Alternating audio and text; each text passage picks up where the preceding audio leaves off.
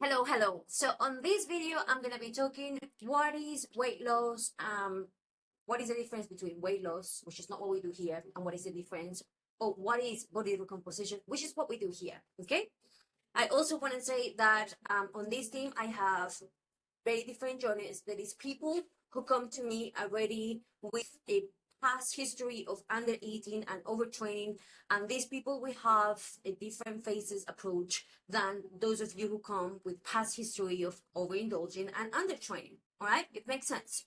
So those of you who come with a history of undertraining and overeating, undertraining and overeating, very likely come to me with excess body fat and not a habit of knowledge or culture of discipline of training.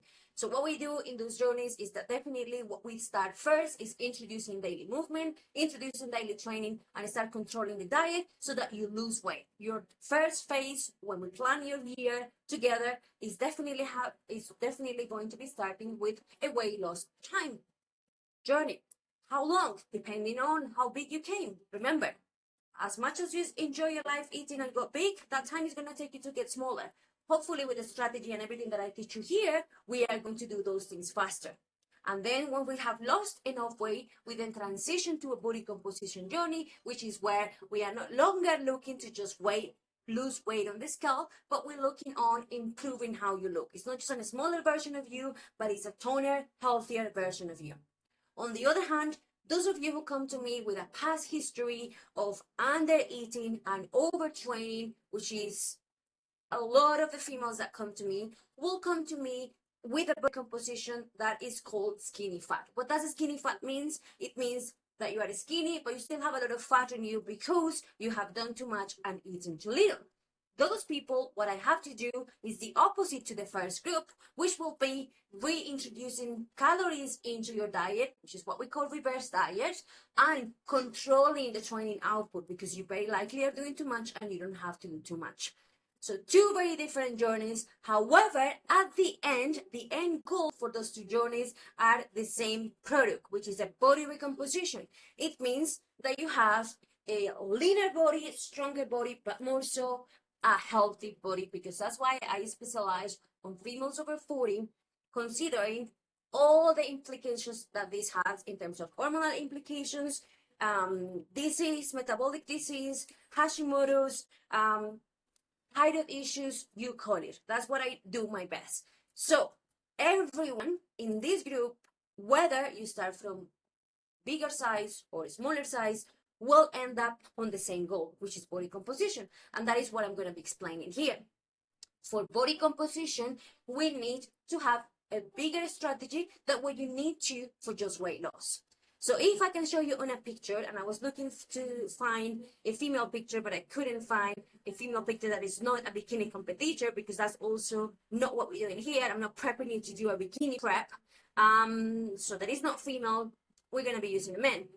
This is a weight loss journey, and this is the weight loss result. You're just in a smaller version of you. You lose weight on the scale independently of where this weight is coming from. Fat and muscle, which we don't want to be losing fat. We don't want to be losing muscle. Body recomposition is either you gain muscle and burn fat if you started skinny fat, or you lose fat and gain muscle if you started obese or overweight. Let's not call it obese. Let's call it overweight. So that is the difference. The end product of a body recomposition journey is a lot different than just a weight loss journey. And on this video, I'm going to be explaining why on body recomposition journeys, which pretty much just means that you just want to have a 360-degree body changes where you feel stronger, more energy, you have mental clarity because you're feeding your body properly, you have muscle mass. Why is a lot different than just losing weight? If you were to just lose weight, you need to understand how the body works, whether it is for weight loss or body recomposition. The way the body works on signals. It works on signals and information that we are sending, all right? Signals that the hormones are getting internally because they communicate one another, and that communication that they're sending is coming from the information that we are sending, which is two in this case, training and nutrition. If it was weight loss, purely just weight loss journey, the only communication that they will be sending will be one, which is nutrition, all right? So the calories have to be below the calories that you are expending on the day, and you will lose weight. But you will lose weight from everywhere. In fact, you can use Manjaro, you can use Ozempic, and that will speed up your weight loss process. It doesn't mean that you will look great at the end. It will just be a smaller, perhaps unhealthier version of you, because you also lost a lot of muscle. That is why when we want to do both fat loss and body recomposition, we need to introduce training and movement, because training will be sending the information to the body that the weight that we are losing should not be coming from the muscle, that we want to be keeping the muscle and in fact building muscle, and the nutrition will then have the information that your hormone needs, so that process of building muscle, which is so hard, you don't understand how hard it is for a female over 40 to build muscle. In fact, for a female over 35 to build muscle is fucking hard work. It is hard work. So for that reason is that you have to have a strategy behind it, and that's what I'm teaching you here. So I want you to have something clear. For weight loss, you need deficit and losing weight in the scale.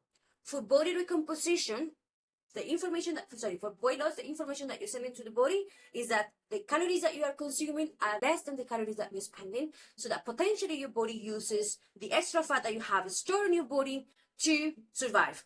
But it's not as simple, because most of the time the body will use actually the muscle mass first and then the body fat, okay? For body recomposition, we need three things. We need training. Training is the information that we send into the muscle, that the weight that we are wanting to lose or gain, let's say lose, is coming from the fat, not the muscle. We need the information from nutrition, and we need the information from rest and recovery, which is what I manage with you. Now let's focus on those two. Imagine you have the bricks to build a building, but you don't have the workers. That's what happens when you don't pay attention to three things in nutrition: food quantity, quality, and timing. For weight loss, you need food quantity and food quality control. Yeah? For body recomposition, there is another one here that is a big factor, which is quantity, quality, timing. And I'm going to be explaining you why timing is important. If you are with me, you are in different phases of your meal plan. Some of you might just have a PDF, which I uploaded in Kahunas. Some of you might be more advanced, so we are now entering into something that is called macros per meal. And some of you who are even beyond advanced will have a meal plan that we have set, that you stick to 80% of the time, understanding that sometimes life gets in the way. For any of these options, whether it's a PDF, macros per meal, whatever that is, I will always highlight two very important meals. And those very important meals are the pre and the post workouts. And very likely after those two meals, we then have other 3 meals on the day. And why we do it this way? For the body, for a grown-up female body, to lose fat and build muscle, we need to cue the body that there is enough nutrition coming in, that there is enough nutrition from the macronutrients that we need to compound the meal, like protein, fats, and carbs coming in, and that is coming at certain times on the day, so the body is not freaking out and it doesn't hold the food and store it as fat. Instead, just use the food as energy for the activities that you will be doing in the next 2 to 3 hours or 4 hours that you have in between meals. The reason why pre-workout is so important is because that very likely is going to be having the set of macros that your body needs. For example, in here, I'm going to show this one is better. The set of macros that your body needs to go through the session that you are going to do. And that is individual to you. Why? Because it depends of what time of the day you train. It also depends of how intense your session is, how long the session is. So all of that is individual to you. So that has to be consumed 1 hour and a half, 10 minutes to maximum an hour and a half before training, so that your body uses that energy during training and you also have the energy to push harder every time. That is going to be changing along the way, right? Then after, this is even the most important. The post-workout is even the most important. Why? Because during training, we don't build muscle. We don't build muscle during training. During training, the signal that we are sending to the body is that we are destroying. We are destroying the muscle. We're breaking down. The body's triggered. The body is in danger, but not so much because the body recovers. But how the body recovers? From the information that you send post-workout. Very likely, your meals are going to be, the highest meal are going to be either your pre or your post-workout, depending on individual needs, okay? If you fail to send that signal to the body post-workout that you have enough food coming in, what is going to happen is that your body is going to think that you will continue breaking down and is going to go into panic survival mode. And what does that mean? Post-workout, your cortisol will increase. That will have an impact in insulin. That will have an impact in leptin and ghrelin, which are your hormones of satiety and hunger. And yes, because the cortisol is up, you might not feel very hungry post-workout. But guess what? If you don't have that meal that is going to catch up into you later on the day, you're going to be raving hungry and you're going to have a ton of calories at the wrong time because you didn't need as many calories back then. You just needed enough calories for the rest of the meals of your days, right? So with females, we, and men as well, but with females more so, we need to keep every single one of our hormones and every single one of our hormones, connection axis, HPO, HPE, HPT thyroid, all of those, which is what I'm studying, happy. The minute the body feels threat, that there is not enough nutrition coming in, and it's not just enough nutrition in terms of calories, it's nutrition in terms of how you made those calories, the body will not build muscle and instead will get rid of the muscle and will start storing fat. For the reason is that it's a non-negotiable. We all make a plan. You all have your ideal training time, which is what we said when you first started with me, when we said, where is the time that you're going to be training? And based on that is that I build your meals and I build your timing of the meals.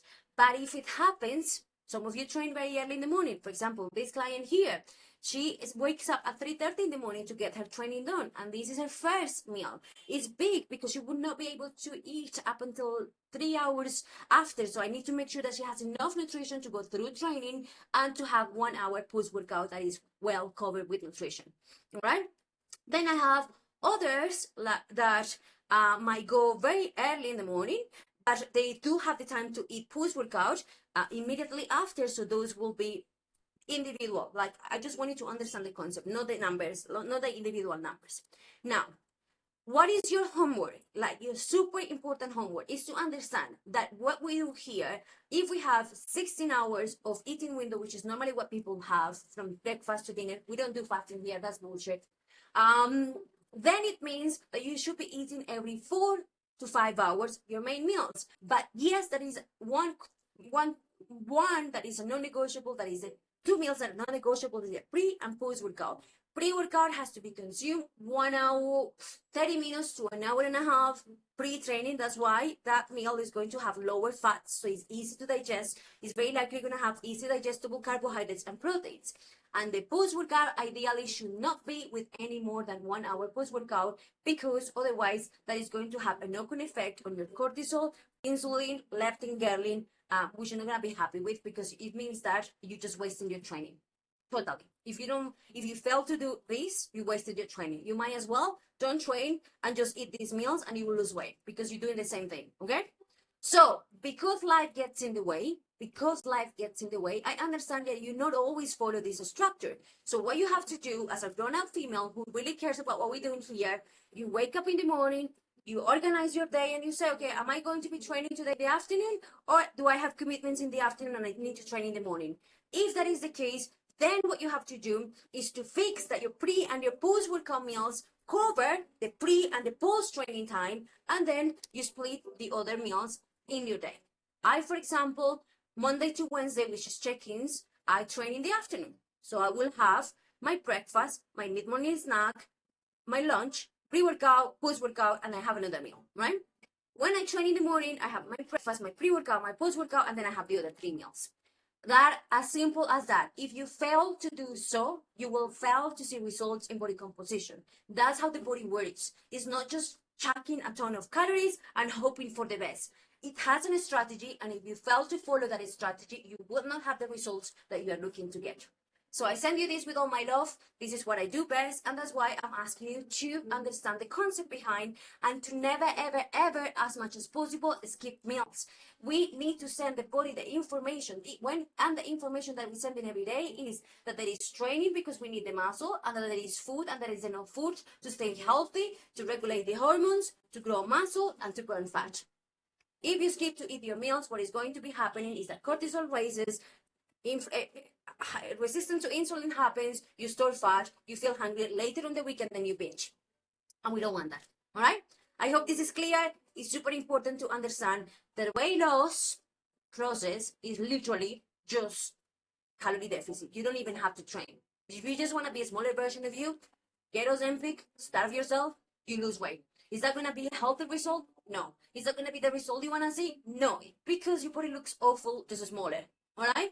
What you want to see is this, and for that, there is a strategy, and for that is that you are with me, paying me for the coaching, and giving me your time and attention. So you want to do this, you want to do it right. Welcome. Bye-bye. Something that I forgot to mention on this video is the importance of understanding muscle protein synthesis. To build muscle, we need the trigger from the training, the nutrition, but we need to understand how the body works. And the body creates muscle every 4 to 5 weeks, which is when the process of muscle protein synthesis happens. And for muscle protein synthesis to happen, we need to have stimulus from training, and we need to have 2 macronutrients, carbohydrates and protein. The fats are there only just to help us with hormonal functions and for those vitamins that are only fat soluble, like vitamin D, vitamin K, right?